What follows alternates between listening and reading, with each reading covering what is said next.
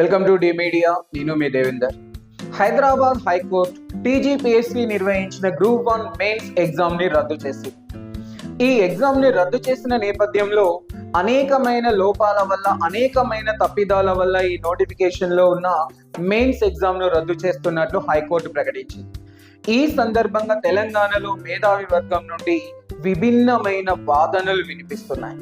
ఒకటి, పేపర్ను రివాల్యుయేషన్ చేయించి మెరిట్ లిస్టు ప్రకటిస్తే అభ్యర్థులకు న్యాయం జరుగుతుంది అని కొంతమంది మేధావి వర్గం డిమాండ్ చేస్తే, మరికొంతమంది మేధావి వర్గం లేదు ఎగ్జామ్ ని రీకండక్ట్ చేస్తే కష్టపడిన వారికి న్యాయం జరుగుతుంది అని చెప్పి మరికొంతమంది దీన్ని డిమాండ్ చేస్తున్నారు. అసలు వాస్తవం ఏంటి అనేది ఒక్కసారి మనం గతంలో జరిగిన సంఘటనను కూడా గుర్తు చేసుకుందాం.